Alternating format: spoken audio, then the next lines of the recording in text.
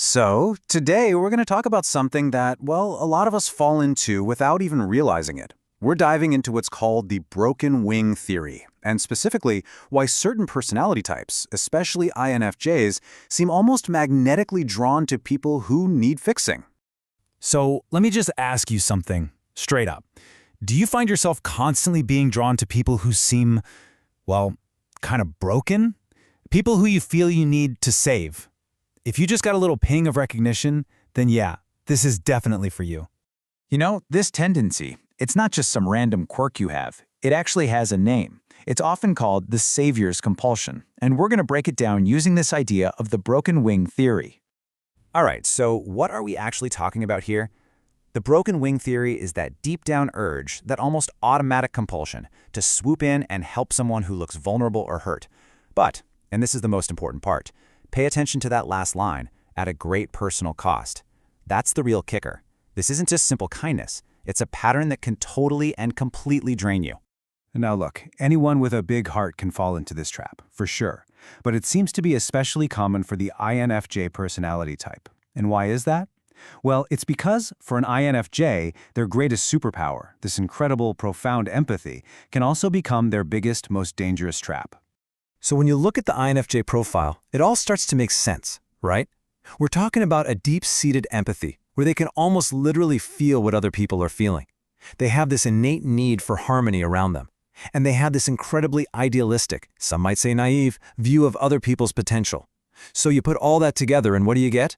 You get this powerful, almost unstoppable drive to help people heal. Okay, but what does this actually look like in real life? What's the real cost of all this helping? Let's walk through a little story here to see exactly how this whole compulsion plays out and the toll it really takes. So here's our INFJ. Let's call them Alex. Alex sees someone who's clearly in distress. You can see the little bandaged wing. And what's their first instinct? There's no hesitation. They rush right in. This is that need to rescue, kicking into high gear.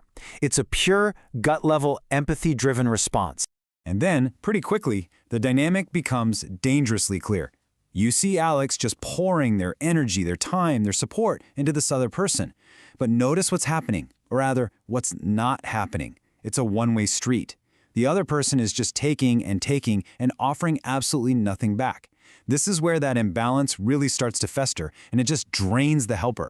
And this right here, this is the final, most damaging part of the whole cycle. Just look at Alex now, completely exhausted.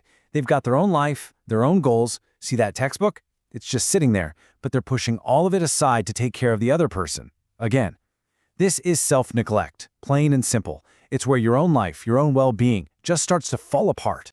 I absolutely love this quote because it just hits the nail on the head. You can't keep giving and giving and giving if you've got nothing left for yourself.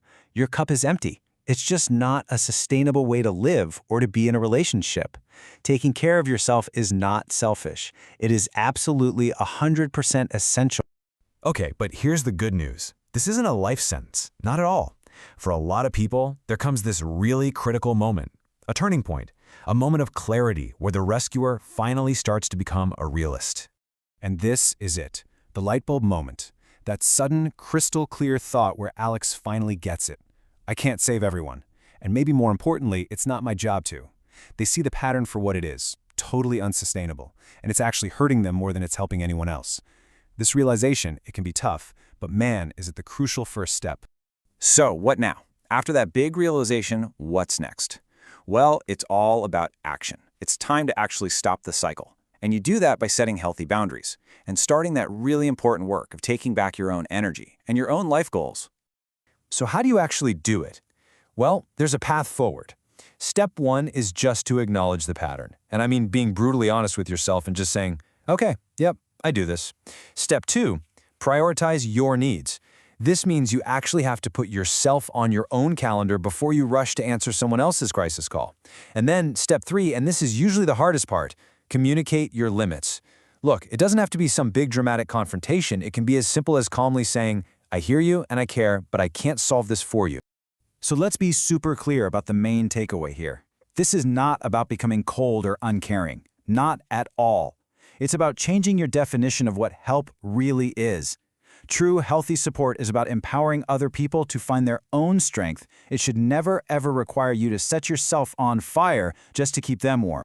So I'm going to leave you with this question, a really important one. Just take a second and think about your own life, your own relationships.